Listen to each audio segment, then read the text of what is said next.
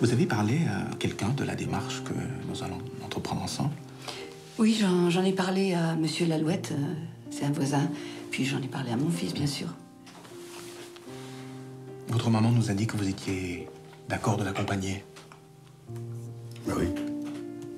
C'est très bien. Dans quelques jours de printemps, Hélène Vincent interprète Yvette, une retraitée écartelée entre la douleur d'un fils paumé et la maladie incurable qui la ronge. C'est pas la peine de soigner, t'as décidé que ça finirait mal.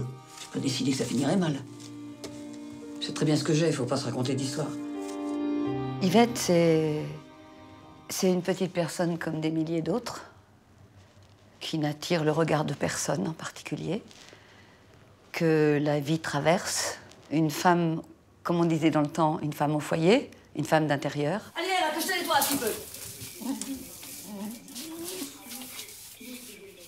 Oh, assieds-toi, donne ta patte.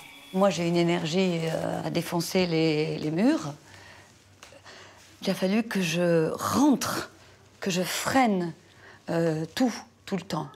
C'est une femme qui s'exprime pas avec des mots, mais dont le corps parle. Tu sais, t'es pas chez toi, là. Un grand retour au cinéma qui reste le rêve d'enfant d'Hélène Vincent. Dis donc, tu baisses le ton un peu? J'ai toujours voulu être comédienne. Non pas parce que j'allais beaucoup au cinéma, mais parce que mes parents y allaient une fois de temps en temps. Ma mère avait les yeux qui brillent, c'était un rendez-vous presque amoureux pour mon père et ma mère. Je me disais que si c'était capable de faire rêver autant mes parents, de les rendre si heureux et de les rendre si légers, leur vie n'était pas légère du tout, alors ça devait être un endroit absolument exceptionnel. J'avais pas la moindre idée de ce que c'était qu'un baiser. Une passion naissante qui a pourtant bien failli tourner court. J'ai pris des cours d'art dramatique, j'ai présenté le concours du conservatoire. On m'a même pas laissé dire de phrase, tellement j'étais nulle. Et bon, j'ai eu la chance qu'un copain du cours d'art dramatique se souvienne de moi. Il m'a appelé et j'ai rencontré Jean-Pierre Vincent et Patrice Chéreau. C'est le début d'une riche carrière théâtrale. Hélène Vincent attend pourtant 20 ans pour un premier grand rôle au cinéma. C'est Étienne Châtillès qui lui offre.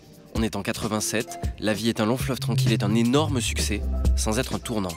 J'ai cru très naïvement qu'on reconnaissait enfin mes qualités de comédienne et que donc des gens que j'admirais beaucoup au cinéma allaient se dire « Ah là, il y a une petite bonne femme avec qui peut-être ce serait intéressant de faire un petit voyage ». Le grand rôle qui lui collait à la peau, jusqu'à aujourd'hui. J'ai attendu ça très longtemps. Et il est vrai qu'on a pensé souvent à moi pour jouer des personnages de la bourgeoisie. Peut-être aussi parce que les réalisateurs de cinéma, contrairement aux metteurs en scène de théâtre, ne savent pas suffisamment à quel point des acteurs peuvent se déplacer et se métamorphoser. Moi, ça fait quelque chose que je décide.